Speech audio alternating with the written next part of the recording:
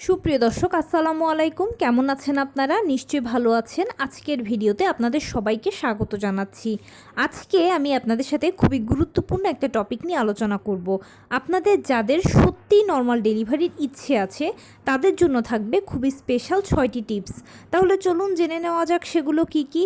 By the way, মূল ভিডিওতে যাওয়ার আগে একটা কথা বলি, আমি আমার চ্যানেলে pregnancy related, specially normal delivery related অনেক ইম্পর্ট্যান্ট তথ্য ভিডিও আকারে শেয়ার করে থাকি।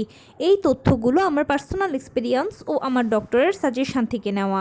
তাই আমার চ্যানেলটিকে যদি একবার আপনারা ভিজিট করেন তাহলে আপনারা আপনাদের প্রশ্নাতীত মনের অনেক প্রশ্নের উত্তর পেয়ে যেতে পারেন। আমন্ত্রণ জানাবো আমার চ্যানেলটিকে একবার ভিজিট করে দেখার জন্য। এবারে চলুন মূল আলোচনায় যাওয়া যাক। আমি শুরুতেই বলেছি আজকে আলোচনা করব আপনাদের যাদের সত্যি নর্মাল ডেলিভারির ইচ্ছে আছে তাদের জন্য থাকছে খুবই স্পেশাল 6টি টিপস। দেখুন, আমরা সবাই জানি যে নর্মাল ডেলিভারিটা সিজারের তুলনায় খুবই ভালো, কারণ সিজার হচ্ছে একটা ছোটোখাটো অপারেশনের আগে পরে বিভিন্ন ধরনের ঝুঁকি থাকে, বিভিন্ন ধরনের সাইড ইফেক্টস থাকে। এছাড়া সিজারিয়ান পেশেন্টকে সারা জীবনভর কিছু না কিছু রোগে ও বিভিন্ন ধরনের নিষেধাজ্ঞা মানতে হয়। কিন্তু নর্মাল ডেলিভারির পেশেন্ট এর সব কিছু থেকে সেফ ও সিকিওর সারা জীবনভর ভালো থাকেন। সেজন্য সব কিছু জেনে বুঝে আমরা নর্মাল ডেলিভারিকে পছন্দ করি। সন্তান জন্মদানের ক্ষেত্রে আমাদের অন্যতম পছন্দের পদ্ধতি হচ্ছে নর্মাল ডেলিভারি। কিন্তু নর্মাল ডেলিভারি আমি শুধু মুখেই বললে হবে, কিন্তু এটার জন্য কোনো চেষ্টা করব না কিংবা মন থেকে আমি চাইবো না, এরকমটা হলে কিন্তু হবে না। নর্মাল ডেলিভারি হলো একটা প্রাকৃতিক পদ্ধতি। এখানে জোর করে ডাক্তার দিয়ে টানাটানি করে কোনো মতেই কিছু সম্ভব নয়। সব কিছুই প্রাকৃতিকভাবে হবে। প্রথম থেকে শেষ পর্যন্ত প্রতিটি ধাপ প্রাকৃতিকভাবে শুরু হয়ে প্রাকৃতিকভাবেই শেষ হবে। তাই এটার জন্য আপনাকে প্রাকৃতিকভাবে প্রিপারেশান নিতে হবে, কিছু স্পেশাল চেষ্টা করতে হবে। আপনাকে যদি আমি এটা এক্সাম্পল দিয়ে বোঝাই, ধরুন পরীক্ষার হলে আপনি গেলেন, পড়াশোনা কিছুই করলেন না, কিন্তু মনে মনে ভাবলেন যে উপরওয়ালা যেটাই কপালে লিখে রেখেছে সেটাই তো হবে, পাশ করলে করলাম, না হলে ফেল করব। আসলে কি এরকমটা হলে আদতে আপনি পাশ করতে পারবেন? কখনোই নয়। আপনাকে প্রপারলি প্রিপারেশান নিতে হবে, তারপরে উপরওয়ালার উপরে ভরসা করে যদি পরীক্ষার হলে যান তাহলে ইনশাল্লাহ পাশ তো করবেনই, আরও অনেক ভালো রেজাল্ট করবেন। এখানে বিষয়টা এরকম, আপনাকে মনে প্রাণে চাইতে হবে, চেষ্টা করতে হবে। বলেছি বারবার যে বিষয়টা যেহেতু প্রাকৃতিক, তাই আপনাকে চেষ্টাটাও প্রাকৃতিকভাবে করতে হবে। এটার জন্য প্রথমেই আপনাকে যেটা করতে হবে সেটা হচ্ছে আপনার লাইফস্টাইলে প্রথমে চেঞ্জ আনবেন। যেদিন থেকে জানতে পারবেন যে আপনি কনসিভ করেছেন তখন থেকে আপনার লাইফস্টাইলে আপনি এই চেঞ্জটা আনবেন। কি করবেন? সকালবেলা ঘুম থেকে উঠে 30 মিনিট বাহিরে খোলা রোদে হাঁটাচলা করবেন। এরপরে কিছুক্ষণ বাটারফ্লাই স্টাইলে বসে থাকবেন। ছবিতে দেখানো স্টাইলটা হচ্ছে বাটারফ্লাই স্টাইল। এরপরে দুপুরে খাবারের পরে কিছুক্ষণ হাঁটাচলা করে কিছুক্ষণ বাটারফ্লাই স্টাইলে বসে থাকবেন। রাতের বেলা খাবারের পরে 30 মিনিট হাঁটাচলার পরে কিছুক্ষণ বাটারফ্লাই স্টাইলে বসে থাকবেন। সারাদিনে আপনি যেরকম কাজকর্ম করেন না কেন সব কিছুর মাঝে যেন হালকা ফুলকো টুকটাক কায়িক শ্রম থাকে, সেটা আপনাকে নিশ্চিত করতে হবে। সেই সঙ্গে অবশ্যই লো কমেটটা ব্যবহার করবেন, হাই কমেটের ব্যবহারটা ছেড়ে দেবেন। গর্ভাবস্থার শেষ ট্রাইমেস্টারে মানে সপ্তম অষ্টম নবম মাসের দিকে লো কমেট ব্যবহার করতে কষ্ট হয়।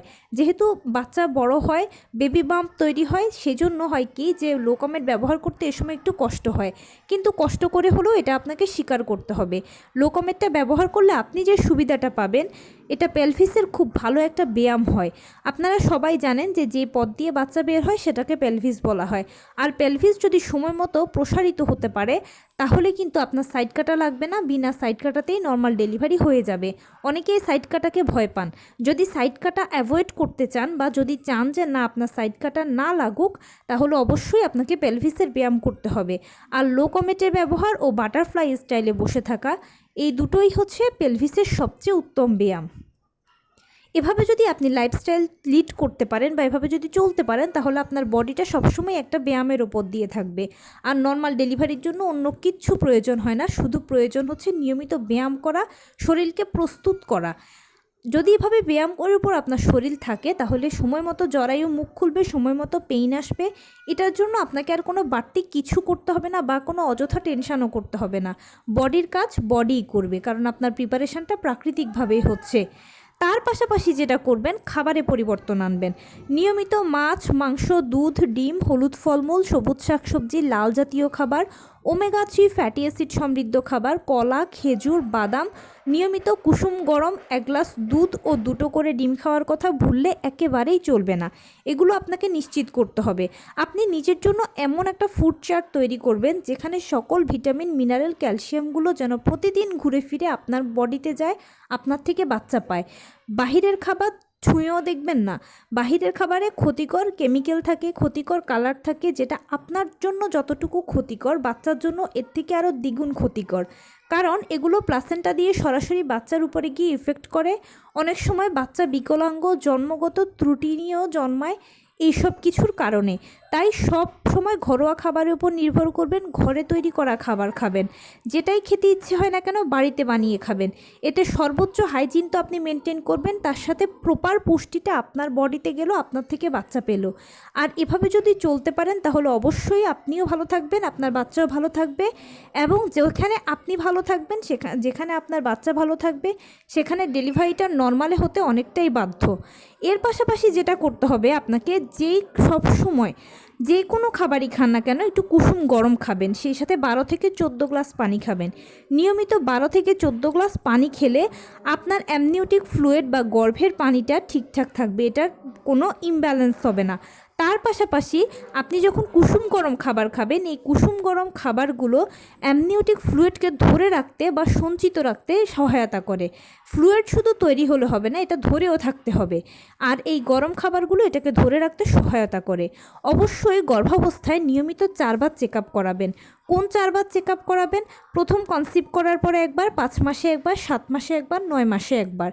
এই 4 বার যদি আপনি চেক আপ করান তাহলে আপনি নিয়মিত ডাক্তারের একটা অবজারভেশনে থাকবেন। আর এতে কি হবে, আপনার যদি কোনো সমস্যা হয় বা কোনো সমস্যা তৈরি হলেও সেটা অনায়াসে ধরা পড়বে, এবং সে মতে ব্যবস্থা নিলে ইনশাল্লাহ আপনি বাচ্চা দুজনেই সুস্থ থাকবেন। অবশ্যই ডাক্তারের দেওয়া আয়রন, ভিটামিন, ক্যালসিয়াম, ফলিক অ্যাসিডগুলো নিয়মিত গ্রহণ করবেন। অনেকের এগুলোতে অনীহা বা এগুলোতে পছন্দ করেন না, বা মনে করেন যে আমি তো খাবার খাচ্ছি, এগুলোর কি প্রয়োজন। দেখুন, গর্ভাবস্থা মানে হচ্ছে 1-এর ভেতরে 2। যেহেতু এখন আপনার মধ্যে একজন বড় হচ্ছে, তাই যতই আপনি খাবার খান না কেন, যত যাই করেন না কেন, পুষ্টির একটা ইমব্যালেন্স থাকে বা একটা গ্যাপ থাকেই। আর এই ক্যালসিয়াম, ভিটামিন, আয়রন, ফলিক অ্যাসিডগুলো এই গ্যাপকে পূরণে সহায়তা করে। সেজন্য অবশ্যই এগুলো নিয়মিত খাবার চেষ্টা করবেন বা নিয়মিত গ্রহণ করবেন একেবারে ডেলিভারি পর্যন্ত। ডেলিভারির পরেও যদি প্রয়োজন মনে করেন বা ডাক্তার যদি মনে করে তাহলে এগুলো আপনাকে দিতে পারে, অথবা বলবে যে আর সেবন করার প্রয়োজন নেই। কিন্তু ডাক্তারের পরামর্শ মতো এগুলো একেবারে ডেলিভারি পর্যন্ত হার্ড অ্যান্ড ফাস্ট গ্রহণ করবেন। এরপরে যেটা করবেন, সবথেকে বেশি ইম্পর্ট্যান্ট সেটা হচ্ছে একজন ডাক্তারের আন্ডারে থেকেই পুরো গর্ভাবস্থা শুরু থেকে শেষ করার চেষ্টা করবেন। অনেকেই করেন কি যে বারে বারে ডাক্তার চেঞ্জ করেন। বারে বারে ডাক্তার চেঞ্জ করলে যেটা হয় সেটা হচ্ছে আপনার সবচেয়ে বেশি সমস্যা হবে। কি সমস্যা? এক এক বাচ্চার ডক্টরের ট্রিটমেন্ট দেওয়ার ধরন এক এক রকম। তাই যখন আপনি বারে বারে ট্রিটমেন্ট পরিবর্তন করতে থাকবেন তখন এটা আপনার থেকে বাচ্চার উপরেও একটা ব্যাড ইফেক্ট ফেলতে হয়তোবা পারে। তাই একজন ডাক্তারের আন্ডারে যদি থাকেন তাহলে ওই ডাক্তারের নলেজে আপনি সবসময় থাকলেন, ভালো মন্দ সব কিছু আপনি মোটামুটি ডাক্তারের সাথে শেয়ার করতে পারবেন, মন খুলে কথা বলতে পারবেন, এবং ফাইনালি ওনার মাধ্যমে ডেলিভারি হলে আপনিও অনেকটা শান্তি পাবেন। আসলেই যদি আপনার নর্মাল ডেলিভারির প্রকৃতপক্ষে ইচ্ছে থাকে তাহলে আপনার মানসিক জোরকে শক্ত করতে হবে, ধৈর্য শক্তিকে বাড়াতে হবে। কারণ কি, আপনি যখন ধীরে ধীরে 9ম মাসে পৌঁছবেন, মানে 36 সপ্তাহে পৌঁছবেন, তখন ডেলিভারির কাউন্টডাউন কিন্তু শুরু হয়ে যাবে।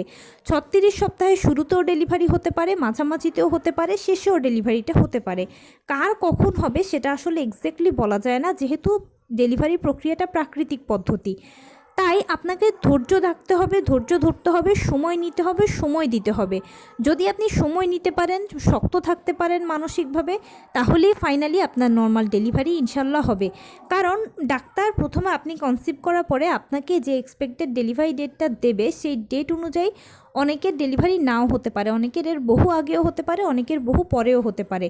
ধরুন সেই ডেটে যদি আপনার ডেলিভারিটা না হয় তাহলে আপনি অপেক্ষা করবেন ডাক্তারের কাছে যাবেন, ডাক্তার সব কিছু চেক আপ করে আপনাকে আরও 7 দিন অপেক্ষা করতে বলবে। সেই 7 দিনের ভেতরে আপনার ডেলিভারিটা হয়ে যেতে পারে। ধরুন সেই 7 দিনের ভেতরে আপনার ডেলিভারি হলো না, তাহলে আবার ডাক্তারের কাছে যাবেন। ডাক্তার এরপরে আপনাকে আরও এক্সট্রা 2 দিন 3 দিন 5 দিন সময় দেবে, এর মধ্যেও ডেলিভারিটা হয়ে যেতে পারে। সর্বমোট আপনাকে ডাক্তার 3 ধাপে 40 সপ্তাহ পর্যন্ত অপেক্ষা করাবে। আপনার হাতে দীর্ঘ সময় আছে অপেক্ষা করার জন্য, তাই এই সময়টুকুকে সময় দিতে হবে, সময় নিতে হবে, ধৈর্য ধারণ করতে হবে। এ সময় আপনি বেশি বেশি করে উপরওয়ালাকে ডাকবেন। আপনি যেই ধর্মের অনুসারী হন না কেন, বেশি বেশি করে অবশ্যই উপরওয়ালাকে ডাকবেন। কারণ মনে রাখবেন, এটা আপনার জন্য একটা সময়, আর এই সময়ের হাত থেকে উপরওয়ালাই পারবে আপনাকে খুব ভালোভাবে সহায়তা করতে। নর্মাল ডেলিভারির ক্ষেত্রে সবচেয়ে বড় ব্যাপার হচ্ছে মানসিক জোর থাকাটা। আপনি নিজেই নিজের সবচেয়ে বড় ইন্সপিরেশান। সবসময় নিজেকে মানসিকভাবে শক্ত রাখবেন। মনে রাখবেন, আপনি কিন্তু প্রথমবার মা হচ্ছেন না, আপনার আগেও বহু মানুষ মা হয়েছে, নর্মাল ডেলিভারির মাধ্যমে সন্তান জন্ম দিচ্ছে। প্রতিদিন হাজার হাজার বাচ্চা নর্মালে পৃথিবীতে আসছে। তাহলে সেই সব সকল মায়েরা যদি পারে নর্মালে তাদের সন্তানকে পৃথিবীতে আনতে, আপনি কেন পারবেন না? তাদের মাঝে এমন কি সুপার পাওয়ারটা আছে যেটা আপনার মাঝে নেই? আসলে তারা ভয় পাচ্ছে না আর আপনি ভয় পাচ্ছেন, পার্থক্য হচ্ছে এতটুকু। একটা ব্যাপার কি, এখানে টোটাল বিষয়টা হচ্ছে ইঞ্জেকশন পুশ করার মতো। ইঞ্জেকশন দেওয়ার আগে আমরা কত কিছু চিন্তা করি। সুই ফোটানো হবে, আমার রক্ত বের হবে না তো, কষ্ট হবে, আমি কি অজ্ঞান হয়ে যাব? কিন্তু ইঞ্জেকশন দেওয়ার পরে আমরা দেখি কি, আসলে কোনো কিছুই মনে হয় না। অনেকের কাছে মনে হয় বুঝি একটা পিঁপড়ে কামড় দিল, এই টাইপের। আর নর্মাল ডেলিভারিটাও হচ্ছে ঠিক একই রকম। এখানে ডেলিভারির আগে আপনার যা যা ভয় ভীতি বা যত প্রশ্ন মনে আসছে, যখন একবার ডেলিভারি প্রক্রিয়াটা শুরু হয়ে যাবে আর একের পর এক ধাপ অতিক্রম করে আপনি যখন ফাইনালি সন্তান জন্ম দিয়ে দেবেন, তখন আপনার মনে হবে যে আমি অযথা কত ভয় পেয়েছিলাম। আসলে আমি যা ভেবেছি এটা তো সেরকম কিছুই নয়, এটা তো খুবই সিম্পল ব্যাপার।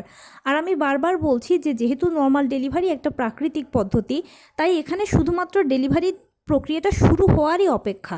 একবার প্রক্রিয়াটা যখন শুরু হয়ে যায়, তখন এক ধাপ থেকে আরেক ধাপ, আরেক ধাপ থেকে আরেক ধাপ অতিক্রম করতে কিভাবে যে সময়টা পার হয়ে যায়, আর আপনি একটা কিছু বুঝে ওঠার আগেই অন্য একটা ধাপ শুরু হবে, আরেকটা কিছু ফিল করতেই আপনার বাচ্চা ডেলিভারি হয়ে যাবে। বিষয়টা ভীষণ ইজি। শুধু কষ্টটুকু যদি বলেন তাহলে হচ্ছে অপেক্ষা করা, যে নর্মাল ডেলিভারি প্রক্রিয়া কখন শুরু হবে সেটার জন্যই। আর সবসময় নিজেকে মানসিকভাবে শক্ত রাখবেন। আপনি নিজেই নিজের সবচেয়ে বড় ইন্সপিরেশান। আপনি যখন শক্ত থাকবেন তখন পরিবার সবাই অন্যরাও শক্ত থাকবে, সিদ্ধান্ত নিতে সুবিধা হবে। আর যে কোনো সিদ্ধান্ত নেবেন ভেবে চিন্তে ঠান্ডা মাথায় নেবেন। তো এই ছিল আজকের ভিডিও। কেমন লাগলো বলুন? যদি ভালো লেগে থাকে ও হেল্পফুল হয়ে থাকে তাহলে প্লিজ লাইক কমেন্ট শেয়ার করতে একদম ভুলবেন না। আর সেই সাথে আমার চ্যানেলটিকে সাবস্ক্রাইব করার বিনীত অনুরোধ রইল। পাশে থাকা বেল আইকনটি ক্লিক করে দেবেন, যেন আমি ভিডিও আপলোড করার সাথে সাথে আপনারা নোটিফিকেশান পেয়ে যান। যদি কোনো প্রশ্ন থাকে কমেন্টসে জানাবেন, আমি রিপ্লাই দেব। প্লাস যদি কোনো পরামর্শ থাকে যে কোন বিষয়ের উপরে ভিডিও বানালে আপনারা উপকৃত হবেন, সেটাও জানাবেন। আমি আপনাদের পছন্দের সর্বোচ্চ প্রায়োরিটি দেব। ভালো থাকবেন, সুস্থ থাকবেন। আসসালামু আলাইকুম।